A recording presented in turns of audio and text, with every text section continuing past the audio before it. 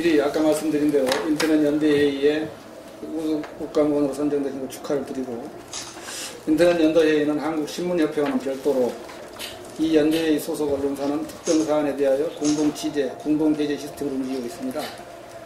이번 국감 관련 릴레이 인터뷰도 그렇게 진행되고 있습니다. 예. 의원님께서 이번 국정감사에서 가장 큰 성과를 꼽으신다면?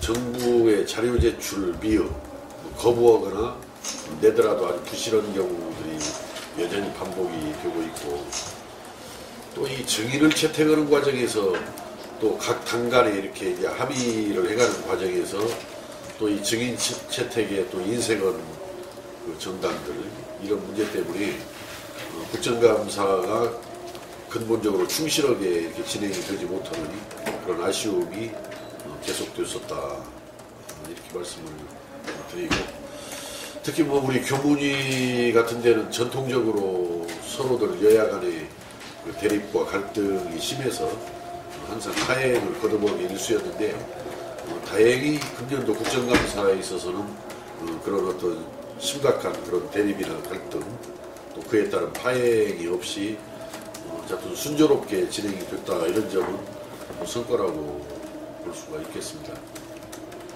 특히 이제 새 정부 들어서서 우리 교육정책이 어떻게 나아가야 할 것인지에 대해서 많은 토론이 있었다라고 생각하고, 특히 문체부소관에서는 사실은 그 박근혜 최순실 국정농단이 그 문화체육관광부를 주 무대로 해서 이렇게 벌어졌기 때문에, 그러한 이제 국정농단을 잘 깨끗하게 정리하고 미래로 나아가기 위한 여러 가지 적폐청산 문제라든지 또 미래의 어떤 발전 비전 등이 또 모색된 그런 의미에서는 작년도 국정감사는 우리 최순실 사태의 발원지가 우리 교문이었습니다만, 또 그랬던 것만큼 금년도 국정감사에서는 그러한 문제들을 매듭을 짓고 미래를 향한 교육, 또 미래를 향한 문화예술 정책, 이런 부분들에 대해서 진지한 논의가 있었던 것은 상당히 성과다, 이렇게 생각을 합니다. 그런 의미에서 거기에 추가로 한 가지 질문드릴 사안이, 지금 그 교육부에서 고등학교 학점제 문제를 지금 추진하려고 그래서 그 문제에 대해서 어떻게 생각하십니까?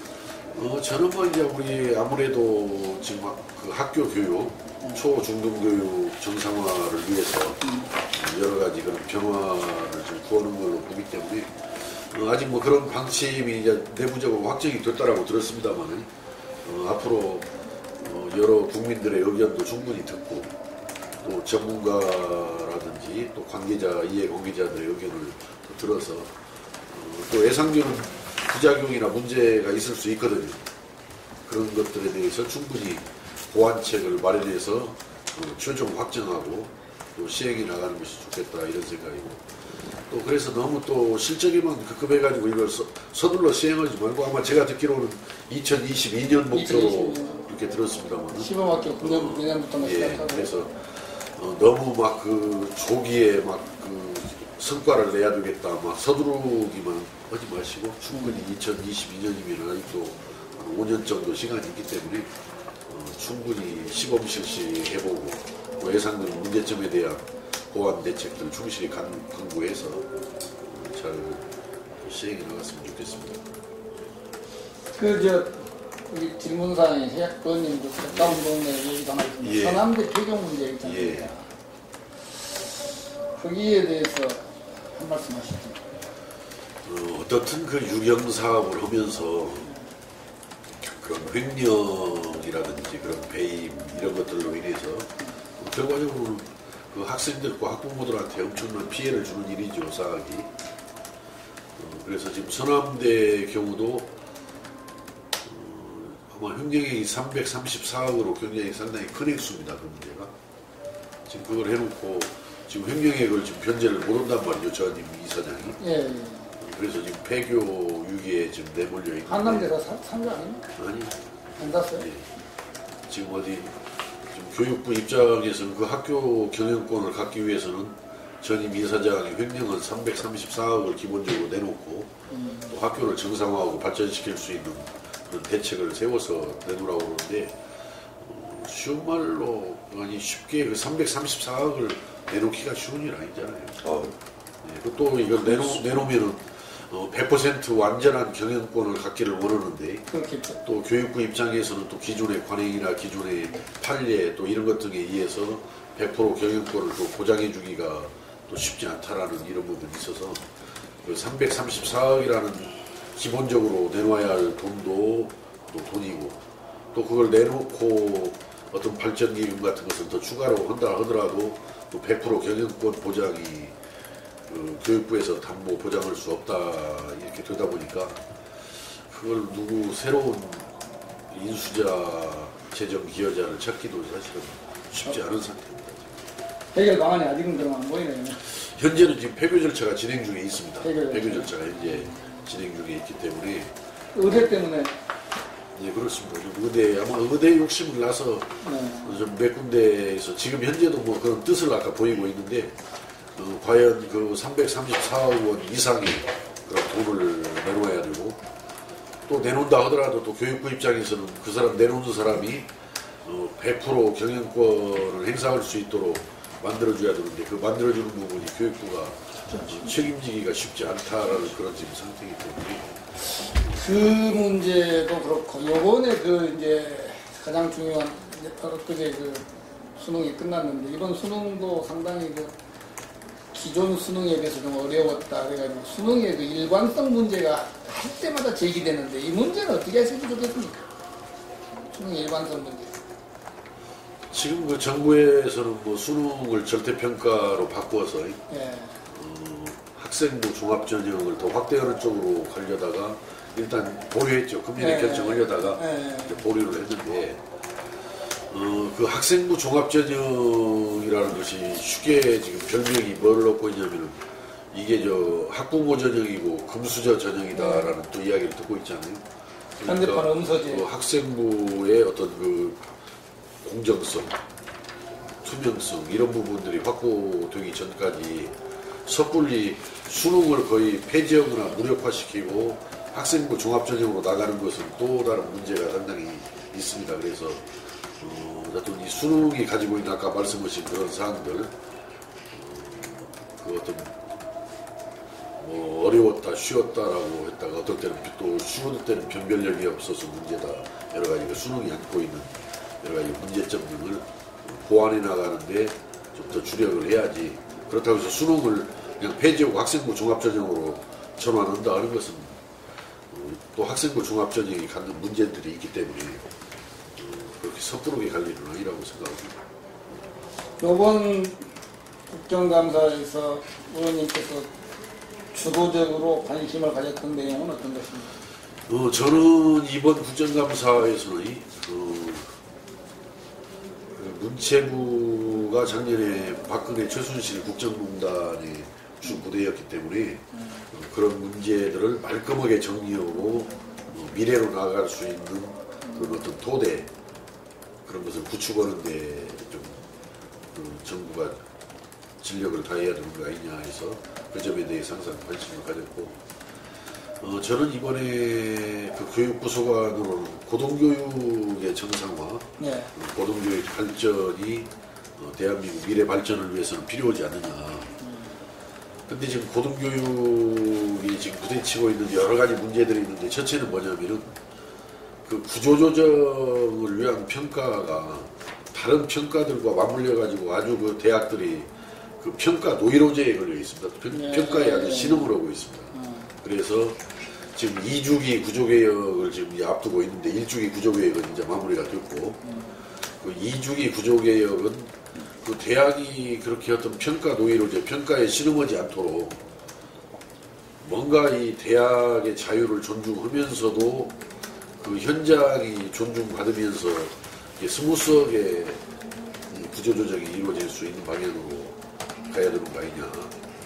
그런 부분을 여러 차례 강조해가지고 교육부에서도 이제 구조개혁이라는 또 평가 용어도 쓰지 않고 뭐 대학 진단 역량 뭐 평가라고 했나 뭐 하여튼 이런 식으로 그 이름부터 좀 이렇게 바꿔보려고 노력을 해서 대학의 자율성을 최대한 존중해서 또 뭐 구조조정은 불가피합니다. 사실 구조조정.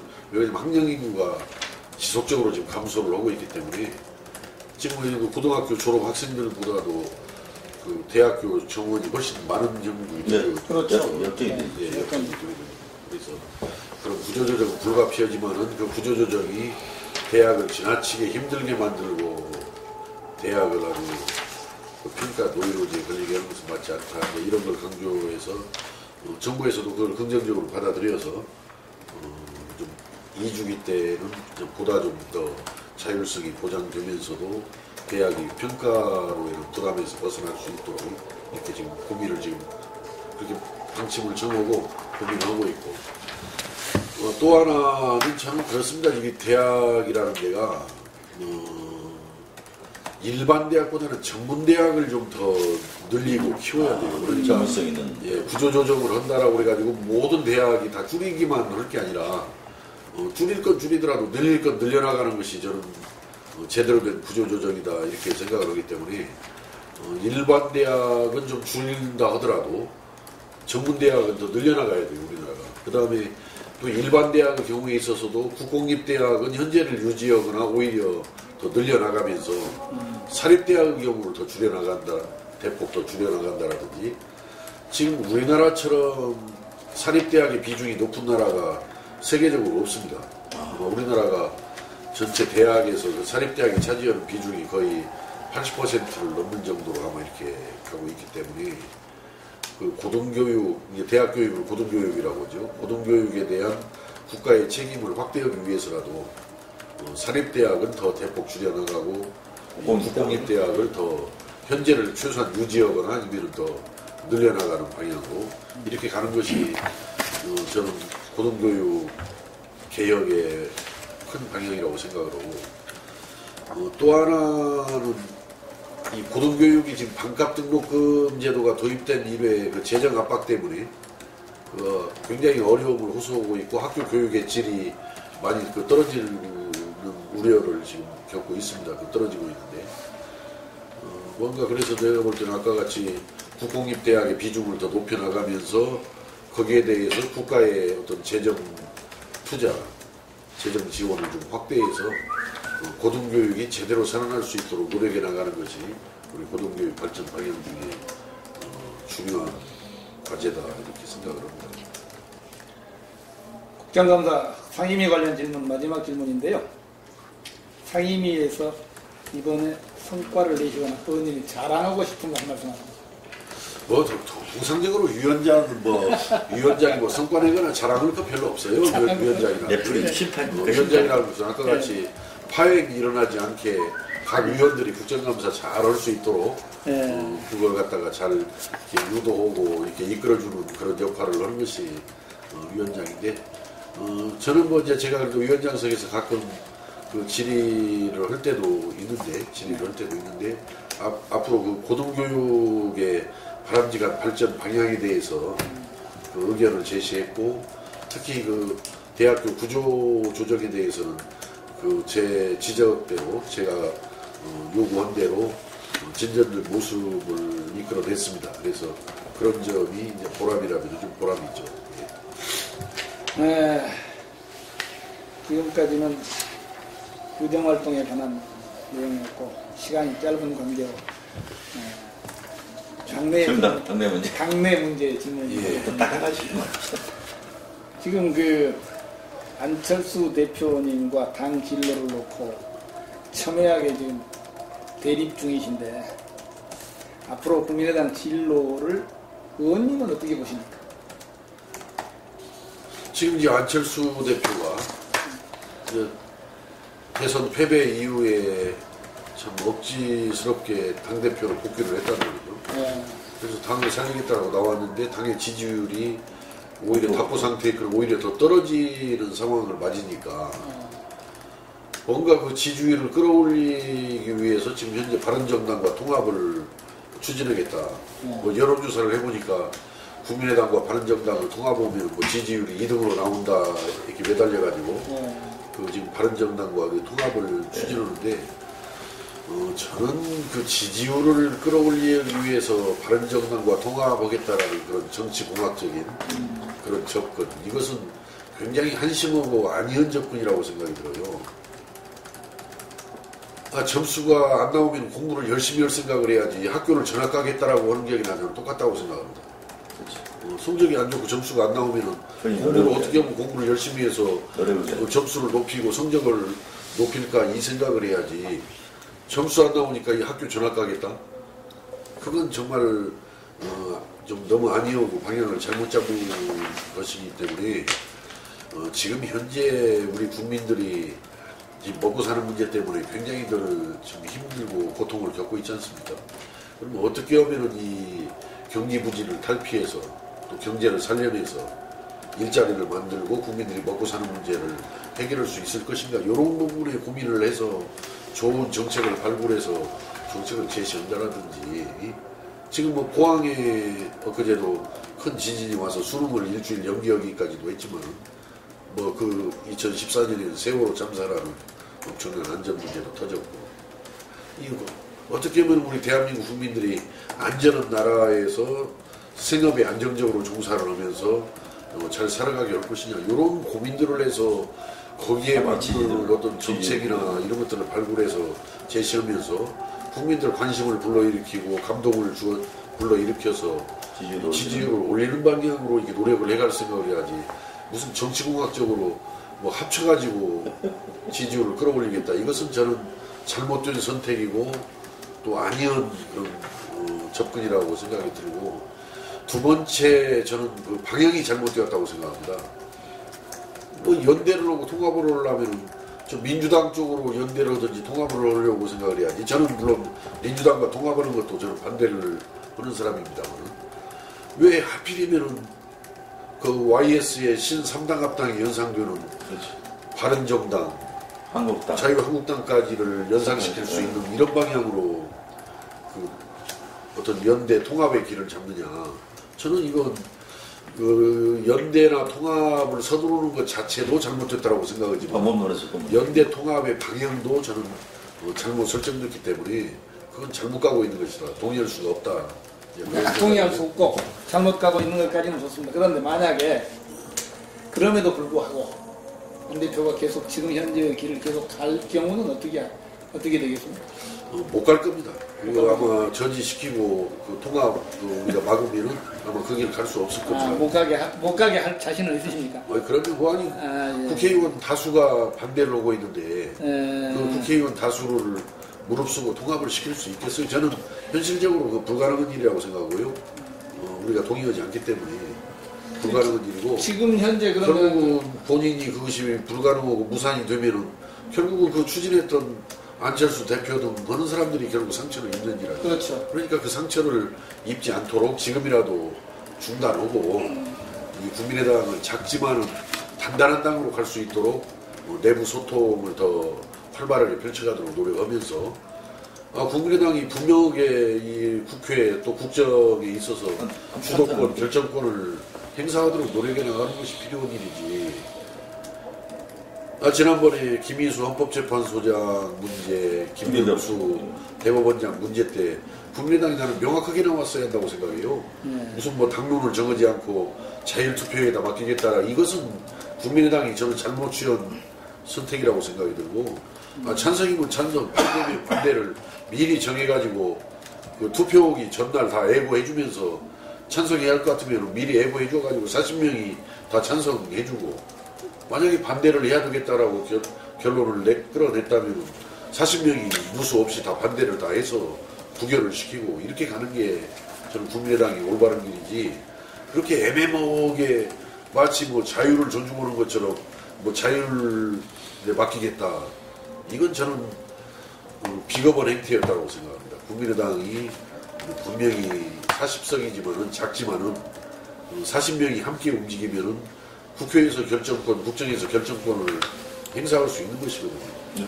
그렇기 때문에 지금 그 평화개혁연대 그건 어떻게 생각하십니까? 지금 그 문제는 자칫 그것이 당을 분란으로 이끌 우려가 있지 않느냐라고 걱정하는 분들도 있고 그래서 일단 그 방법론에 대해서 좀 고민을 하고 있습니다.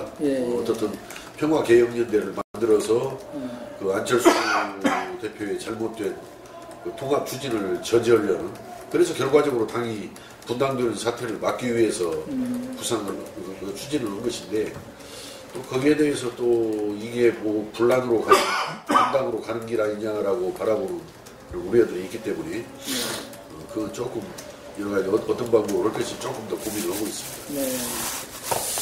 뭐 약속한 시간이 우리 또 보좌관님 30분만 얘기해가지고 마지막 질문인데 그 여기 우리 미리 내가 보내드린 질문서에도 나와 있습니다. 언론에 꼭 말하시고 싶은 내용이나 이렇게 강조하고 싶으신 현재 지역구 관련해서 전라북도 정치에 관해서든지 강조하고 싶은 문제 한 말씀을 짧게 해주시지요. 여기는 뭐 우리 동학농민혁명 기념사업하고 몇 가지 말씀하셨는데 지역에서 이제 그런 일들이고요. 저는 지금 현재 촛불 시민혁명 이후에 새로운 대한민국을 건설하라 이 책무가 지금 저희들 300명 국회의원들을 비롯해서 어쨌든 정치권에 던져져 있다라고 생각합니다. 그 과제가 새로운 대한민국 건설이라는 과제가 던져져 있죠. 이제 새로운 대한민국을 건설하기 위해서 여러 가지 뭐 해결해야 할 과제들이 많이 있지만 그 중에서 저는 가장 중요한 것이 제왕적 대통령제의 폐해를 되풀이하지 않도록 분권형 대한민국을 건설할 수 있는 분권형 개헌이 저는 필요하다라는 생각이 들고 또 분권형 개헌 못지않게 또 중요한 것이 국민들의 민의를 그대로 의석에 반영하는 민심 그대로의 선거제도 그런 선거제도의 개혁이 좀 필요하다. 그래서 선거에서 40% 지지 얻었으면 4, 3, 12, 120석이 보장이 되고 국회에서 정확하게 얻은 득표대로 그래서 그래야만이 우리 국민들의 대표성이 제대로 실현이 되는 것이고 그래야 또 소외받지 않고 대변받지 못하는 국민들이 없게 되는 것이고 그래서 저는 새로운 이제 촛불 시민혁명의 명령대로 새로운 대한민국을 건설해야 되는데 그 새로운 대한민국 건설하기 위한 이 기틀은 민심 그대로의 선거제도를 도입하면서 또 이 권력이 대통령 일인한테 집중되는 제왕적 대통령제를 극복할 수 있는 분권형 또 대통령제 또 분권형 이런 개헌이 필요한데 그 속에는 중앙과 지방 간의 분권도 이번에 좀 담아야 돼요. 지금 현재 지방자치가 91년도 부활을 실시돼가지고 지금 여기까지 지금 한 5, 6년 이렇게 왔습니다만 서반세기 이렇게 왔습니다만 지금 현재 선거에 의해서 자치단체장 뽑고 선거로 지방의회를 구성했다 뿐이지 어떤 행사하는 권능이나 또 재정이나 뭐 여러 가지 이런 거 보면은 뭐 전혀 옛날 임명제 할 때는 뭐 똑같지요 사실은. 예산 문제가. 그러니까 명실상부한 지방자치가 이루어질 수 있도록 중앙과 지방 간의 분권도 이번 개헌을 추진하는 과정에서 반드시 반영돼서 실현이 되어야 된다.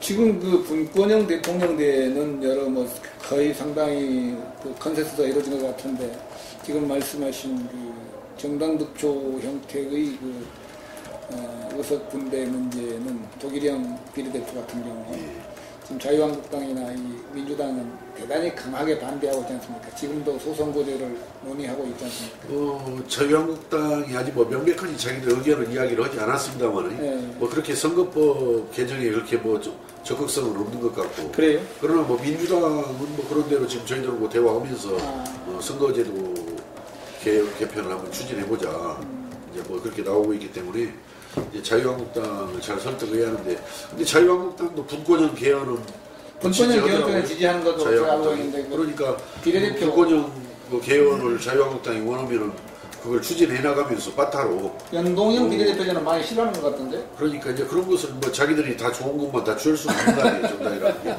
분권형 개헌을 실현시키면서 그 자유한국당한테는 뭐 그 아까 민심 그대로 선거제도 쉽게 말하면 뭐 전국 단위로 하든 권역별로 하든 연동형 비례대표제 도입이 민심 그대로 선거제도를 실현시킬 수 있는 것이기 때문에 전체적으로 그렇고, 그 다음에 정당공천제 같은 경우는 저번에 언제 한번 우리 의원님은 수기 심판제를 많이 도입하셨었죠. 그러니까 이제 연동형 비례대표제 도입했을 때 가장 큰 문제가 네. 공천. 예를 들어서 이제 지역구 선거에 있어서도 공천이 중요하지만은 네. 이제 비례대표 명부 작성을 해야 할 거 아닙니까? 그렇죠. 예. 명부 작성. 명부 작성 오다를 낼 때 누구누구가 오다에 들어갈 것이냐, 옛날처럼 밀실에서 정할 수 누가 1번으로 들어가고 누가 저 꼴등으로 들어갈 것이냐 이런 순위를 네. 이걸 그게 제일 그 연동형 비례대표제 도입 시에 가장 큰 과제가 네. 그 정당의 민주화, 정당의 그 투명성 제고 이런 문제가 큰 과제죠. 비례대표 명부 작성을 만약에 당대표가 자의적으로 막 그럭저럭 작성해버리면은 그 죽도밥도 아닌 거죠. 예전에 그때 국민의당에서 수기 선거인단 제도를 한번 시행했었잖아요. 뭐 아니 그때가 뭐냐 당원에다 그걸 집어 넣으려고 그때 제가 노력을 했었고 네네. 언제 뭐 그럴 겨를도 없었죠. 이 수기 선거인단이라는 게 선거인단 자체를 제대로 잘 그 어떤 그 선거구별로 그 지역별, 성별, 연령별로 비례해서 선거인단 잘 뽑고 또 선거인단들 앞에서 후보자들이 정견 발표하고 또 정견 발표 이후에 또 후보자들 간에 토론도 하고 또 그걸 정견 발표와 토론을 본 사람들이 그 선거인단들이 그걸 보고 자기들끼리 군임으로 나눠가지고 토의도 하고 해서 이제 최종적으로 선거인단들이 투표를 하는 것인데 그거 하려면 좀 시간도 걸리고 좀 복잡해요. 근데 제가 볼 때는 지금까지 우리나라의 여러 가지 뭐 여론조사 뭐 방식 또는 뭐 권리당원 방식 또는 뭐 당원들 뭐 투표 뭐 모바일 이런, 투표 뭐 이런 것들이 있는데 그것들 방식들 중에서 그래도 가장 그래도 좋은 방식이 수기 선거인단 방식으로 이렇게 후보를 선출하는 것이 가장 좋겠다 생각인데 정당들도 뭐 아직 뭐 그런 생각들 없어요. 지금도 보면은 그냥 솔직히 여론조사로 결정하려고 하는데 이 여론조사 하다 보면은 착신전환 많이 해놓은 사람이 절대적으로 유리하게 되어 있고 마지막으로 한 질문 한번 하겠습니다. 심지어는 여론조사 왜곡했지 않냐, 여론조사를 조작했지 않냐라는 그런 의혹까지도 받는 일이 빈번한데도 그냥 손쉽게 여론조사인데 여론조사로 우열 대한민국 그 후보 결정하는 나라는 대만하고 우리나라밖에 없어요. 지구상에서. 여론조사 문제를 그걸 또 표로 환산하는 게 가장 문제입니다. 매표로 정해버리지 않습니까? 여론조사 그게 무슨 뭐 오차범위가 분명히 있는데도 나중에 결선을 할 때는 그걸 매표로 환산을 하니까 이게 큰 문제가 되는 거죠. 하여튼 마지막 질문입니다.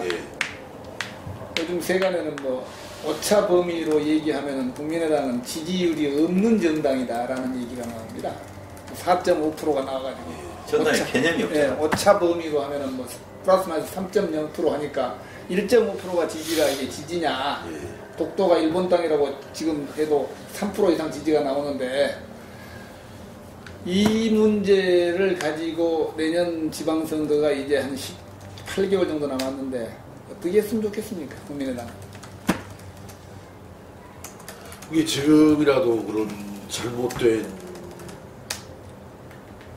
그 통합 추진을 보려고 그 통합을 해야 되는데 통합을 해서는 안 되네 가지고 싸우면 싸울수록 지지율은 더 떨어지게 되어 있잖아요. 그렇지. 그러니까 뭐 실현 저는 가능성도 궁극적으로는 없다라고 가지고 또 그 내용으로도 잘못된 그 내용이라고 가지기 때문에 지금이라도 그 통합을 접고 제가 항상 강조해온 대로 작지만 단단한 당으로 나아가는 거예요. 어떻든 좀 혼자 그냥 사기에 운영하듯이 우물딱 주물딱 하지 말고 충분히 당내에 소통 원활히 해가면서 당내 민주화요. 해나가고 또 아까 제가 또 강조한 대로 지금 국민들 가장 제일 관심사는 그 안전과 함께 지금 먹고 사는 문제예요. 지금 먹고 사는 문제, 일자리 문제. 그래서 이제 진짜 마지막으로 우리 임선 의원님이 지방선거 관련돼서요. 우리 위원장님 같은 경우는 자치단체장을 한 3선인가 처음 시작 2선 하시죠. 2선. 그래서 내년 지방선거 관련돼서 광역자치단체장으로 우리 유성희 위원장이 전라북도. 네, 저는 뭐 안 나간다고 이미 선을 내놓으라고. 여기서 딱 이제 그건 내려쳐진 겁니까? 매듭 지어졌어. 그건 매듭 안 지어졌어. 나간다고 선을 작년에 그렇습니다. 해놓은 분들이 수고하셨습니다.